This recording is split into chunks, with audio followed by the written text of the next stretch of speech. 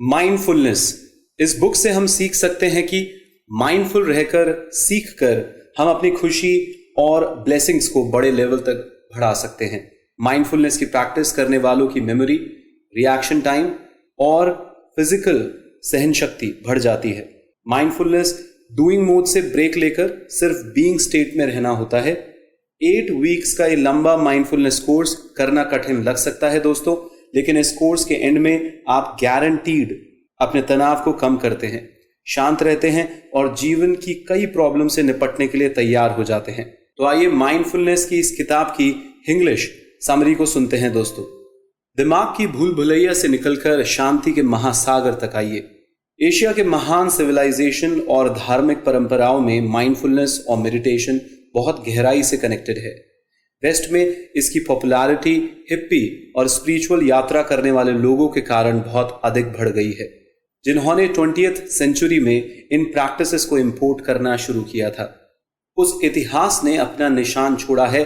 खुद को समझदार कहने वाले किसी पर्सन से अगर आप मेडिटेशन का मतलब पूछेंगे तो वो अक्सर आपको पहाड़ियों पर जाने के लिए कहेंगे।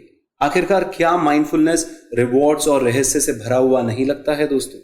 इस पर बड़ी संख्या में हुई साइंटिफिक स्टडीज से पता चलता है कि माइंडफुल रहना सीखकर हम अपनी खुशी और ब्लेसिंग्स को बड़े लेवल तक बढ़ा सकते हैं। और ये आज के तेजी से डेवलप और कनेक्ट होती दुनिया में विशेष रूप से सच है। इस बुक में हम आपके साथ माइंडफुलनेस का स्पेशल 8 वीक लंबा कोर्स शेयर करेंगे, जिसे क्लिनिकल साइकोलॉजिस्ट और बायोकेमिस्ट ने मिलकर बनाया है।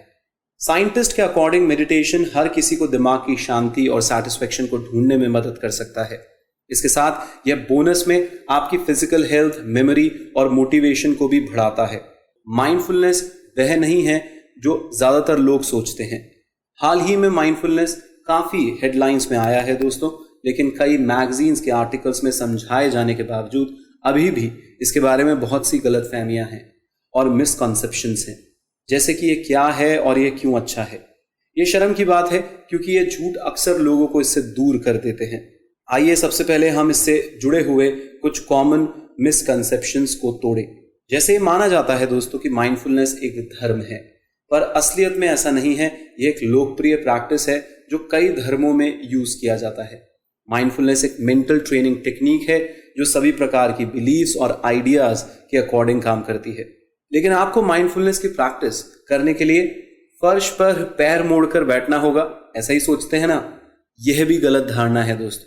यदि आप चाहें तो ऐसा कर सकते हैं, लेकिन ज्यादातर लोग इसे तब करते हैं जब वो खुद को कंफर्टेबल महसूस करते हैं। तो यदि आप पैर मोड़कर बैठकर कंफर्टेबल नहीं रहते हैं तो इसकी कोई जरूरत नहीं है। पर इसको कितनी देर करना होता है, यह भी प्रश्न उठता है। क्या इसके लिए बहुत फोकस करना पड़ता है? क्या इसकी प्रैक्टिस करने से हम आलसी हो जाएंगे? हाँ दोस्तों, कितने सारे मिसकॉन्सेप्शंस हैं और इसका एक ही जवाब है, नहीं, बिल्कुल नहीं। आप इसे 1 मिनट से लेकर पूरे दिन तक कहीं भी कर सकते हैं दोस्तों। यह पूरी तरीके से आप पर डिपेंड करता है। आपको अपने गोल से भटकाने वाले डाउट्स के लिए दिखाया गया है कि माइंडफुलनेस वास्तव में आपके फोकस को बढ़ाती है। आपको अपने गोल से भटकाने वाले डाउट्स के लिए दिखाया गया है, पर वास्तव में माइंडफुलनेस आपके फोकस को बढ़ाती है दोस्तों। ठीक है, तो अब हमने कुछ मिथ्स को समझ लिया है। अब चलिए देखते हैं कि वास्तव में क्या माइंडफुलनेस करती है। दोस्तों, ये एक्चुअल में हमारी कंपैशनेट अवेयरनेस या इमोशंस की अवेयरनेस है। इसके थ्रू आप अपने आइडियाज और इमोशंस को वैसे ही ऑब्जर्व करते हैं जैसे आप आकाश में बादलों को देखते हैं। आप इस प्रोसेस में किसी बात की बुराई नहीं करते हैं या कोई एक्शन भी नहीं लेते हैं। इसको और अच्छी तरीके से समझाने के लिए आइए हमारी रोज की लाइफ में एक उदाहरण लेते हैं।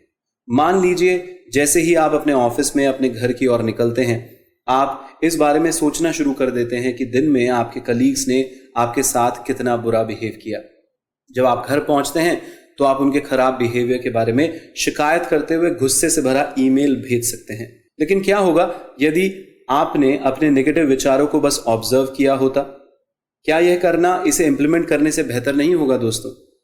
माइंडफुलनेस जो है वो आपकी नेगेटिविटी को एक बारिश के बादल की तरह, जो बरसता नहीं है, बस आपके ऊपर से निकल जाता है बिना कोई असर डाले, ऐसे ही नेगेटिविटी को माइंडफुलनेस बना देती है। यह आपको प्रेजेंट के अकॉर्डिंग काम करने के लिए मोटिवेट करती है और आपको अपने आसपास हो रहे चेंजेस से अवेयर रखती है। साइकोलॉजिकल स्टडीज इस दावे को सपोर्ट करती है कि माइंडफुलनेस असाधारण रूप से प्रभावी है। आइए इसको डिटेल में समझते हैं। माइंडफुलनेस अक्सर नए युग के हिप्पी कल्चर से कनेक्ट होती है दोस्तों, लेकिन लोगों की भलाई के लिए इसकी इफेक्टिवनेस के दावों को सपोर्ट करने के लिए मजबूत एविडेंस चाहिए होते हैं। आइए इस प्रैक्टिसेस के पीछे की साइंस को देखें और इसको समझने का प्रयास करें। हमारी फिजिकल हेल्थ को बढ़ावा देने और दर्द को कम करने के लिए माइंडफुलनेस इफेक्टिव होती है। 2003 में American medical journal psychosomatic medicine में पब्लिश हुई एक स्टडी के ऑथर्स का एग्जाम्पल लीजिए। उन्होंने पाया कि माइंडफुलनेस ने इम्यूनिटी सिस्टम को मजबूत कर दिया था, जिसके कारण वो फ्लू, सर्दी और अन्य वायरस को रोककर उनका डटकर मुकाबला कर रहा था। लेकिन सिर्फ इतना ही नहीं है दोस्तों। 2008 में जॉन कबार्ड-जिन और उनके सहयोगियों द्वारा पब्लिश एक और रिसर्च पेपर से पता चला कि माइंडफुलनेस मेडिटेशन पुराने दर्द को कम करने में मदद कर सकती है। अब आइए डिप्रेशन के बारे में बात करते हैं दोस्तों। बेल्जियम के प्रोफेसर कीस वैन हेरिंगेन के द्वारा की गई एक स्टडी में यह पाया गया है कि पार्टिसिपेंट्स को एंटी डिप्रेसेंट्स के साथ माइंडफुलनेस की प्रैक्टिस करने से डिप्रेशन 68% से 30% तक गिर जाता है। माइंडफुलनेस हर रोज के डिप्रेशन के लिए एक ग्रेट महान एंटीडोट है। 2006 में की गई एक रिसर्च में पाया गया है कि नियमित रूप से माइंडफुलनेस मेडिटेशन करने से चिंता, चिड़चिड़ाहट और डिप्रेशन कम हो जाता है। साइकोलॉजिस्ट अमीशी झा की लीडरशिप में साइंटिस्ट की एक टीम ने 2007 में एडिशनल मेंटल बेनिफिट्स बनाए। उनकी रिसर्च में पाया गया कि माइंडफुलनेस की प्रैक्टिस करने वालों की मेमोरी, रिएक्शन टाइम और फिजिकल सहन शक्ति यानी एंड्योरेंस बढ़ जाती है। आखिरकार 2007 में social cognitive and affective neuroscience journal में पब्लिश हुए नॉर्मन फाग और उनके सहयोगियों के एक आर्टिकल में बताया गया है कि मेडिटेशन एम्पैथी यानी सहानुभूति के लिए जिम्मेदार दिमाग के हिस्से को स्ट्रांग बनाता है। तो दोस्तों ये इंपॉर्टेंट है, क्योंकि सहानुभूति का मतलब ये नहीं होता कि आप दूसरों के प्रति अधिक दयालु हैं, बल्कि इसका मतलब है कि खुद के लिए भी अच्छे बने, जिससे सबको फायदा होता है। अब तक हमने देखा है कि आपकी हेल्थ के लिए माइंडफुलनेस क्या कर सकती है। चलिए अब आगे बढ़ें और देखें कि ये कैसे आपके दिमाग की दूसरी स्टेट से रिलेटेड है। माइंडफुलनेस को समझने का तरीका काम करने और काम होने के बीच के डिफरेंस को समझना होता है। मैं इसको इंग्लिश में बता देता हूं। The key to understand mindfulness is grasping the distinction between doing and being. क्या आप कभी छुट्टियों से लौटे हैं दोस्तों और आपने महसूस किया है कि आपको शायद ही उनके बारे में यानी छुट्टियों के बारे में कुछ याद है? इस तरीके की भूल भुलैया तब होती है दोस्तों जब आपका दिमाग उन सभी चीजों को लगातार घेरे रखता है जिन्हें आपको अपने ऑफिस और अपनी पर्सनल लाइफ में करने की जरूरत होती है। यह आपके दिमाग के काम करने का एक एग्जाम्पल है जो आपकी मेंटल लाइफ का एक इम्पॉसिबल एस्पेक्ट है। इसके बिना आप कोई प्लान बनाने और सब कुछ पूरा करने में केपेबल नहीं होंगे। लेकिन यह मोड ओवरड्राइव में भी जा सकता है और जब ऐसा होता है तो आप जीवन के सिंपल या साधारण सुखों को भी मिस कर देते हैं। इसके विपरीत जब आप प्रेजेंट मोमेंट में रहते हैं तो आप एक पूरी तरीके से अलग मोड में होते हैं। इसे मोड में होना कहा जाता है, ध्यान रखिएगा। तो ये दोनों मोड ही इंपॉर्टेंट है और इसकी की अलग अलग रोल्स को समझने में है। आइए डूइंग मोड के साथ शुरू करते हैं दोस्तों। ये हमारे माइंड का एक कंपैरिजन करने वाला फ्रेम होता है। जब आप इस मोड में होते हैं तो आप चीजों की तुलना करते हैं, गोल्स पर फोकस कर रहे होते हैं या पिछले एक्शंस पर ध्यान दे रहे होते हैं। यह सोच थका देने वाली होती है। बस याद रखें कि आप अपनी प्रॉब्लम्स में उलझने के बाद आमतौर पर कितने थके हुए होते हैं। याद कीजिए दोस्तों, आपको सब पता चल जाएगा। और इन कठिनाइयों पर विचार करने में लगी आपकी एनर्जी कोई खास प्रॉफिट तो आपको देती नहीं है। वास्तव में कुछ भी किए बिना पास्ट में खो जाना कितना आसान होता है। वहीं बीइंग मोड जो होता है वो एक पूरी तरीके से अलग स्टेट है। जब आप इसमें होते हैं तो आप प्रेजेंट मोमेंट में रहते हैं और अपनी अवेयरनेस पर डिपेंड करते हैं। इसमें विचार और एक्सपीरियंस आपके माइंड पर हावी नहीं होते हैं, आपके दिमाग में पिक्चर्स के रूप में दिखाई देते हैं। इस मोड में आप हेल्दी एक्सपीरियंसेस की तलाश करने की अधिक संभावनाएं रखते हैं। इसे ऐसे देखें कि जब आप डूइंग मोड में होते हैं तो वास्तव में आप नोटिस नहीं कर पाएंगे कि आपकी डेस्क पर रखी एक चॉकलेट को किसी ने खा लिया है। लेकिन जब बीइंग स्टेट में होते हैं तो आप वास्तव में आप जो चाहते हैं उसे ढूंढने और उसका आनंद लेने की पॉसिबिलिटी अधिक बढ़ जाती है। डूइंग मोड में बहुत नेगेटिविटी हो सकती है जो जल्दी ही कड़वाहट बन सकती है। ऐसा इसलिए होता है क्योंकि यह आपके मन और शरीर से कनेक्टेड होती है दोस्तों। आपका मूड आपके विचारों को प्रभावित करता है या आपके थॉट्स और आपके मूड को बनाती है, जिससे पॉजिटिव और नेगेटिव फीडबैक का एक लूप बन जाता है। पब्लिक स्पीकिंग का एग्जाम्पल ले लीजिए। जब आप इसके बारे में सोचते हैं तो आपके शरीर में टेंशन क्रिएट होती है और आप खुद से यह पूछना शुरू कर देते हैं कि आप इतने परेशान क्यों हैं। और इस मूड को कैसे ठीक किया जाए दोस्तों? ये पास्ट की उन यादों को भी वापस याद दिला सकता है जब आप दुखी थे। आपके नेगेटिव आइडियाज का एक लूप बन जाता है। लेकिन जब आप बीइंग मोड में होते हैं तो यह बिल्कुल अलग सिचुएशन होती है, क्योंकि आप प्रेजेंट मूवमेंट में होते हैं और आप उनसे बचने की कोशिश करने की बजाय आप उस भावनाओं को अधिक इंटेंसिटी के साथ अनुभव कर सकते हैं, जिसका मतलब है कि वह और भी जल्दी से गायब हो जाती है। दूसरे शब्दों में, आप डूइंग मोड के साथ जुड़ी नेगेटिव साइकिल को तोड़ देते हैं। माइंडफुलनेस इसी के बारे में है दोस्तों कि आप डूइंग मोड से ब्रेक लें और बस बीइंग स्टेट में रहें। 8 वीक के प्रोग्राम को फॉलो करके आप खुद को माइंडफुलनेस के लिए ट्रेन कर सकते हैं। आइए इसको डिटेल में समझते हैं दोस्तों। 8 सप्ताह यानी 8 वीक्स लंबा माइंडफुलनेस कोर्स करना कठिन लग सकता है, लेकिन यह वास्तव में पॉसिबल है। इसके बेनिफिट्स इसके लिए किए गए एक्शन से ज्यादा होंगे और इस कोर्स के एंड में आप गारंटी के साथ तनाव को कम करने, शांत रहने और जीवन की कई प्रॉब्लम से निपटने के लिए तैयार हो जाएंगे। तो आप कहां से शुरू करने वाले हैं? कोर्स का पहला वीक अपने ऑटो पायलट्स को अवेयर करने के बारे में होता है। यह जीवन के लिए हैक्टिक हो सकता है दोस्तों। एक खूबसूरत फूल की खुशबू लिए बिना या अपने आसपास हो रही एक्टिविटीज के बारे में जाने बिना भागदौड़ में लगे रहना आसान है। दूसरे शब्दों में, आपका ऑटो पायलट मोड आपसे काम करवाता है। इस मोड से कुछ कंट्रोल अपने पास वापस लेने का एक शानदार तरीका बॉडी और ब्रेथ माइंडफुलनेस मेडिटेशन है। ये एक सिंपल 8 मिनट की प्रैक्टिस है जो आपको पूरी तरीके से प्रेजेंट में रखने के लिए डिजाइन की गई है। यहां बताया गया है कि आप इसे कैसे कर सकते हैं। खुद को कंफर्टेबल करके इसको शुरू करिए दोस्तों। चाहे तो आप लेट भी सकते हैं कुर्सी पर, बैठना चाहें तो आप बैठ भी सकते हैं। सबसे इंपॉर्टेंट बात यह है कि यह आपके लिए एक रिलैक्सिंग पोजीशन होनी चाहिए। अब अपने इमोशंस पर फोकस करना शुरू करें दोस्तों। धीरे धीरे अपने पैर की उंगलियों से शुरुआत करें और अपने फोकस को धीरे धीरे अपने सर तक लेके जाएं, यानी पूरी होल बॉडी को आप स्कैन करें। इसको आप योग निद्रा से भी समझ सकते हैं। यह रजिस्टर करते रहें कि आपका शरीर आपको क्या बता रहा है। एक बार ऐसा करने के लिए अपनी सांस पर अपना ध्यान दें। हवा के आपकी बॉडी में प्रवेश करने से लेकर आपके शरीर से बाहर निकलने तक के तरीके पर फोकस करें। इस पॉइंट पर आपके दिमाग का भटकना नेचुरल है, लेकिन धीरे धीरे फोकस को वापस अपनी सांस पर लाने की कोशिश करें। तो पहले वीक में इस प्रैक्टिस को दिन में 2 बार आप कर सकते हैं। इस कोर्स का दूसरा वीक आपको अपने शरीर पर फोकस करना सिखाने के लिए डिजाइन किया गया है। आपकी बॉडी इफेक्टिव कम्युनिकेटर होती है दोस्तों। जब वह हमें बताती है कि वह भूखी है, तो बॉडी जो चाहती है उसे गलत समझना लगभग इम्पॉसिबल होता है।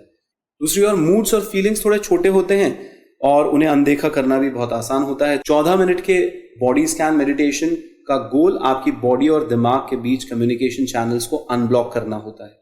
तो पिछले मेडिटेशन के समान प्रोसेस को फॉलो करें, लेकिन अब कल्पना करें कि आपकी हर सांस आपके उस शरीर के उस हिस्से को फुलाती है जिस पर आप फोकस कर रहे हैं। जैसे आप सांस लेते हैं तो इसे बाहर छोड़ते हैं। इस प्रोसेस को करते समय आपकी बॉडी में हो रहे सेंसेशंस और आपके पैरों में हो रहे दर्द या आपके स्टमक में जो बटरफ्लाईज हो रही हैं उस पर ध्यान दें दोस्तों। और याद रखें कि इस प्रोसेस में कोई जीत या फेलियर नहीं होता। यदि आपका दिमाग भटक जाता है तो इसे प्रैक्टिस करके वापस लाने और आगे बढ़ाने का प्रयास करें। पूरे सप्ताह में हर दिन आप इसको 2 बार कर सकते हैं दोस्तों। दूसरे सप्ताह समाप्त होता है। तीसरे, चौथे और 5वें वीक में अधिक कंपैशन और सेंसरी अवेयरनेस को डेवलप करने पर फोकस करें। आइए इसको डिटेल में समझते हैं। क्या आप कभी कभी उन चीजों पर झगड़ा करते हैं जिन्हें आप नहीं बदल सकते हैं, जैसे ओल्ड एज या शेयर मार्केट की अनस्टेबिलिटी पर? तो जैसा कि आपने अब तक सीखा है कि अंतहीन चिंताएं जो कुछ भी नहीं बदलती हैं वो हमें बताती हैं कि हम डूइंग स्टेट में हैं। 3rd वीक में हम अप्रोच सिस्टम की ट्रेनिंग लेंगे जिससे हम बीइंग मोड में आ जाएंगे। चैलेंजिंग सिचुएशन से डील करते वक्त आपका दिमाग अपने डिसलाइक सिस्टम को एक्टिवेट करता है। डिसलाइक सिस्टम मूल रूप से फियर के रूप में प्रकट होता है जो आपके क्रिएटिव प्रोसेस को नुकसान पहुंचा सकती है। लेकिन जब आपका अप्रोच सिस्टम एक्टिव होता है तो आप अपने प्रॉब्लम्स को देखने के तरीके को बदलते हैं और उनसे बचने की कोशिश करने के बजाय आप उन्हें क्यूरियोसिटी और कंपैशन से देखना शुरू कर देते हैं। इस अधिक सहानुभूति पूर्वक यानी एम्पैथेटिक मोड में स्विच करने के लिए माइंडफुल मूवमेंट की प्रैक्टिस करें दोस्तों। ये सब कुछ एक्सेप्टिंग थिंग्स यानी स्वीकार करने के बारे में होता है, क्योंकि एक्सेप्टेंस तुरंत आपको इंप्रूव करने की कोशिश चालू कर देता है। 8 मिनट के ब्रेथ एंड बॉडी मेडिटेशन से शुरू करें। जब तक आपकी बाहें आपके कंधों से हॉरिजॉन्टल ना हो जाएं, उन्हें उठाइए। अब अपने सिर के ऊपर अपने हाथ उठा के ऐसा एक्ट करें कि जैसे कि आपको कोई फ्रूट पेड़ से तोड़ना हो। फिर अपने हाथों को अपने हिप्स पर रखें और अपने धड़ को एक तरफ से दूसरी तरफ मोड़ दें। इस एक्टिविटी को खत्म करने के लिए एंड में कुछ शोल्डर रोल्स जरूर करें। जब भी आप ऐसा कर रहे होते हैं तो अपने दिमाग की सीमाओं पर फोकस करें और सोचें कि आप कितनी दूर तक फैल सकते हैं। जब आप अपने शरीर पर फोकस करते हैं तो अपने इंडिविजुअल सेंसेशंस पर ध्यान दें जिन्हें आप एक्सपीरियंस कर सकते हैं। दिन में ऐसा एक बार करें दोस्तों। इसके अलावा 3rd वीक में डेली 2 बार 3 मिनट्स ब्रीदिंग स्पेस मेडिटेशन को शामिल करें। यह गहरी सांस लेने में 2 मिनट बिताने से पहले आपको अपनी भावनाओं, विचारों और शरीर को ट्यून करने में लगाना होगा। सिर्फ 2 मिनट ऐसा करें दोस्तों। आप सांस को अंदर और बाहर निकालने पर फोकस करते रहें। ग्रेट। अब आप 4th वीक के लिए तैयार हो जाएं दोस्तों, जो आपको आपके विचारों से एक स्टेप बैक करवाती है। हाँ दोस्तों, उससे दूर ले जाती है विचारों से।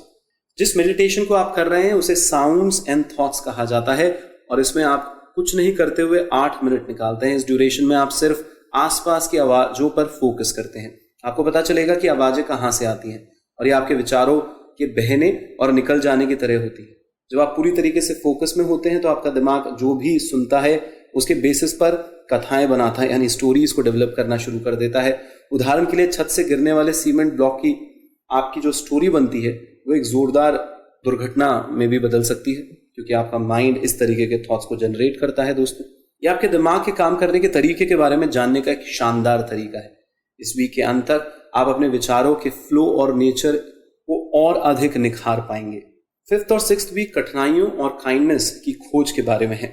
आइए इसको डिटेल में समझते हैं। जो आपने अभी तक पढ़ा है उससे आप सोच रहे होंगे कि माइंडफुलनेस डिटैच होने या खुद को सिचुएशन से अलग करने के बारे में है, लेकिन ये वास्तव में आपके इमोशन से आपको रिजेक्ट करवाने या फिर आपको डिस्ट्रैक्शन से परेशान ना होने के बारे में हो सकता है। लेकिन ये असल में उन फैक्टर्स को फेस करने के बारे में भी है दोस्तों जो आपको परेशान करते हैं। इस कोर्स का 5th वीक इसी के बारे में है। तो अगले 7 दिन में आप रोजाना कठिनाइयों की खोज करने वाले 10 मिनट के मेडिटेशन की प्रैक्टिस करेंगे, तो आप यहां से शुरू कर सकते हैं। अपने आप को कंफर्टेबल बनाएं दोस्तों। जब आप खुद को तैयार महसूस करेंगे तो अपने विचारों में किसी कठिन या अनप्लेजेंट टॉपिक के बारे में सोचें। यह स्कूल में आपके बच्चे के खराब ग्रेड हो सकते हैं या आपके किसी लव्ड वन की बीमारी हो सकती है। यह पता लगाने की कोशिश करें कि आपके शरीर में आप उन विचारों को कहां पर महसूस कर रहे हैं। एक बार आपको वो जगह मिल जाती है तो गहरी सांस लेने के दौरान उन फीलिंग्स में खो जाएं, यानी कि उस पर ध्यान दें दोस्तों। पूरा फोकस करें। जब आप इस स्टेट से बाहर निकलेंगे तो आप उन भावनाओं पर पूरी तरीके से फोकस कर पाएंगे। यह स्वीकार करने और करुणा का क्षण होता है दोस्तों, यानी कंपैशन का क्षण होता है जो आपको आगे बढ़ने के लिए तैयार करता है। इस मेडिटेशन को ब्रीथ और बॉडी, साउंड और विचारों, एक्सप्लोरिंग डिफिकल्टीज और ब्रीदिंग स्पेस वाले मेडिटेशन के साथ मिक्स करें। हाँ, यानी कि जो भी आपने 1st, 2nd, 3rd, 4th week में किया है उन सबको मिक्स करें दोस्तों, क्योंकि आपने वो पहले से ही प्रैक्टिस किए हुए हैं। तो जब आप 6th वीक के लिए तैयार होते हैं तब आपको अगले 7 दिन ओवर जनरल मेमोरी से निपटने के बारे में सोचना होगा। यह डूइंग मोड का एक और फीचर होता है। ओवर जनरल मेमोरी आपके पास्ट में कुछ घटनाओं को पूरी तरीके से नेगेटिव शब्दों में सोचने की टेक्निक होती है। उदाहरण के लिए आपको लगता है कि आपका पूरा हाई स्कूल एक्सपीरियंस काफी डरावना था, पर वास्तव में यह केवल एक क्लास थी जो अच्छी नहीं थी। जब आप ऐसा करते हैं तो खुद और दूसरों को ब्लेम करना यानी दोष देना शुरू करना आसान होता है। हाँ दोस्तों, जब हम इस पैटर्न में सोचते हैं तो हम दूसरों को दोष देना चालू कर देते हैं। लेकिन दोष देना, ब्लेम करना आपको पास्ट को स्वीकार करने में मदद नहीं करता है। वास्तव में रिसर्च बताती है कि यह इसे अधिक कठिन बना देता है यदि आप इसको अनएक्सेप्टेबल रखेंगे और दोष देते रहेंगे। तो इस हफ्ते में हम 3 मिनट ब्रीदिंग स्पेस मेडिटेशन पर फोकस करेंगे। साथ ही हम बीफ्रेंडिंग मेडिटेशन यानी कि एक नई प्रैक्टिस को भी चालू करेंगे। आइए जानें कि इसे कैसे किया जा सकता है। अपने शरीर और अपनी सांस से कनेक्ट होने के लिए खुद को एक पल दें। अब एक पॉजिटिव अफर्मेशन को बोलना शुरू करें। आप चुपचाप इसे दोहराते रहें। ऑथर ने प्रूफ किया है कि क्या मैं दर्द से फ्री हो सकता हूं, मैं खुश और स्वस्थ हो सकता हूं क्योंकि मेरे लिए यह संभव है, यह मुझे आसानी से मिले। इस तरीके के सेंटेंसेस को दोहराएं दोस्तों। अगला कदम मेंटली किसी को हैप्पी रखने की विशेष भेजना होता है। पहले किसी ऐसे नोन को जिसे आप चाहते हैं उसके बारे में सोचिए, फिर किसी भी पर्सन को और आखिरकार एक अजनबी को सोचिए या किसी ऐसे पर्सन को जो आपको वास्तव में परेशान करता हो। ये थोड़ा डिफिकल्ट होता है पर आप कर सकते हैं। दयालुता यानी काइंडनेस देना और स्वीकार करना, एक्सेप्टेंस लाना, हीलिंग और अपने पास्ट को जाने देने के डायरेक्शन में पहला कदम होता है दोस्तों, हमेशा याद रखिएगा। तो 7वें और 8वें वीक में फिजिकल और मेंटल नरिशमेंट पर फोकस करें। क्या आपने कभी ध्यान दिया है कि जब आपको अपनी लाइफ में बहुत मिल गया होता है तो आप उन सिंपल चीज़ों को भूल जाते हैं जो आपको खुश करती है, जैसे कि एक अच्छा भोजन तैयार करना, एक फैमिली ट्रिप करना। अपने बिजी स्केड्यूल के कारण जिन एक्टिविटीज़ को हम जरूरी ना समझकर आज टाल देते हैं वो लंबे समय बाद हमें परेशान करती है दोस्तों। तो 7th वीक यानी 7वां सप्ताह यह पता लगाने के बारे में है कि क्या आपके शरीर और आत्मा को नरिशमेंट या पोषण देता है और ऐसा क्या है जो उनकी एनर्जी को कम करता है। इसे समझना इंपॉर्टेंट है दोस्तों, क्योंकि छोटी सी लगने वाली एक्टिविटीज वास्तव में क्रिएटिविटी, एनर्जी और हमारे नजरिए की सबसे बड़ी सोर्स हो सकती है। तो जब आप इन एक्टिविटीज को नहीं करते हैं तो आप अक्सर थके हुए, अनस्पायर्ड और खुद को कहीं फंसा हुआ महसूस करते हैं। इस वीक की प्रैक्टिस थोड़ी अलग है। केवल मेडिटेशन की प्रैक्टिस करने के बजाय आप उन सभी चीजों की एक लिस्ट बनाएंगे जो आपको पोषण देती है यानी नरिश करती है, और साथ ही साथ उनकी भी जो आपकी एनर्जी को कम करती है। यह आपको इन दोनों ऑपोजिट एक्टिविटीज के बीच बेहतर बैलेंस बनाने में मदद करेगा। तो इसको बुक को बैलेंस करने की तरह ही सोचें दोस्तों। फॉर एग्जाम्पल, अगर आप जिम में जाने के 1 घंटे का हेल्दी समय जोड़ना चाहते हैं तो आपको अपने ऑफिस में से 1 घंटे का ओवर टाइम घटाना होगा। एक बार ऐसा करने के बाद उन मेडिटेशंस पर वापस जाएं जिन्हें आप पहले सीख चुके हैं। तो किसी भी 2 एक्टिविटीज को ले लीजिए दोस्तों जिन्हें आप सबसे हेल्दी मानते हैं और उन्हें इस वीक के रूटीन में जोड़ लीजिए। बेस्ट है। अब आप इस कोर्स के फाइनल वीक में पहुंच गए हैं, तो इस पॉइंट तक आप पहले से ही बहुत सारी बातें सीख चुके हैं और इंपॉर्टेंट बात यह है कि आपने अपनी जरूरतों और स्केड्यूल में जो कुछ भी लिखा है उसे तैयार करिए। अपने आप से पूछे कि पिछले 7 सप्ताह में आपको सबसे मुश्किल क्या लगा। आपको क्या लगता है कि आपको अभी भी उस काम को करने की जरूरत है या नहीं? क्या आपको कुछ याद आ रहा है दोस्तों? उन सवालों का जवाब देने से आप अपने माइंडफुलनेस पैराशूट को बना सकते हैं, जिसका मतलब है कि आप अपनी स्पेशल जरूरतों को पूरा करने के लिए अपनी पर्टिकुलर प्रैक्टिसेस को चुन सकते हैं। यदि उदाहरण के लिए आप खुद के बारे में काफी बुरा सोचते हैं तो शायद बी फ्रेंड मेडिटेशन को आपके पैराशूट का हिस्सा होना चाहिए। लेकिन यदि आप ऐसे पर्सन हैं जो लगातार ऑटो पायलट में रहते हैं तो आपको 3 मिनट सांस लेने वाली तकनीक पर फोकस करने से अधिक फायदा मिल सकता है। एक कंसिस्टेंट मेडिटेशन प्रैक्टिस को बनाए रखने के लिए एक और बढ़िया ट्रिक कागज के टुकड़े पर लिखना है कि क्यों आप माइंडफुलनेस की प्रैक्टिस कर रहे हैं। इस पेपर को ऐसी जगह पर रखें जहां पर आप इसे हर दिन देख सकें, क्योंकि इससे आपको इस कोर्स के थ्रू सीखी गई बातों को अप्लाई करने में मदद मिलेगी और मेडिटेशन करते रहने से बदले में आपको प्रेजेंट मोमेंट में रहने की मदद मिलेगी। तो इस किताब के अंत में इस किताब का मेन मैसेज आपके सामने फिर से दोहराता हूं दोस्तों। माइंडफुलनेस मेडिटेशन आपको आपकी लगातार बदलती थॉट्स, फीलिंग्स और मूड्स को बेहतर तरीके से समझने का नजरिया देता है। चीजों को एक अलग तरीके से देखने का मतलब है कि आप अपने स्टेट ऑफ माइंड का सामना करते हैं और नेगेटिव फीडबैक लूप में फंसने से अपने आप को बचाते हैं और अपने आप को बेहतर तरीके से सुदृढ़ बनाते हैं। यह खुश और पूर्ण जीवन जीने के लिए एक ग्रेट फाउंडेशन भी बनता है। बहुत अमेजिंग किताब है दोस्तों माइंडफुलनेस। मैं खुद एक माइंडफुलनेस मेडिटेशन ट्रेनर हूं। ये किताब मेरे बहुत दिल के करीब है क्योंकि इतना ब्यूटीफुल किताब है, इतना क्लियरली इसने 8 वीक्स के अंदर माइंडफुलनेस के सारे क्रक्स को समझा दिया है। आप जरूर इस किताब को खरीद सकते हैं या इस समरी को बार बार सुन सकते हैं दोस्तों। लोगों को बताइए कि मेडिटेशन उनकी ज़िंदगी में कितना ज़रूरी है। लोगों के दिमाग में मेडिटेशन को लेकर इतने मिसकॉन्सेप्शंस हैं, उनको लगता है कि भैया वो सुस्त हो जाएंगे, वो ये नहीं कर सकते हैं। मैं अपनी ज़िंदगी में बहुत डायनामिक हूँ दोस्तों, और वो डायनामिज्म मेरी ज़िंदगी में तभी आया है जब मैं अपने अंदर, अपने शरीर के अंदर बहुत स्टैटिक हो गया हूँ। So when there is a staticity in the world inside, you become a dynamic person in the world outside. इस बात को हमेशा ध्यान रखिए और माइंडफुलनेस को अपनी ज़िंदगी का एक महत्वपूर्ण अंग बनाइए। ये कुछ नहीं है, ये सिर्फ अवेयरनेस है। जो जितना अवेयर होता है वो उतना पुण्य कर्म करता है। मैं तो मानता हूँ जो सबसे बड़ा पुण्य इस दुनिया में है वो अवेयरनेस है। आप अवेयर होते जाइए और आप देखिएगा आपकी ज़िंदगी कितनी आगे बढ़ती है। बहुत बहुत धन्यवाद। आप समय निकालते हैं और हमारी बुक समरीज को सुनते हैं।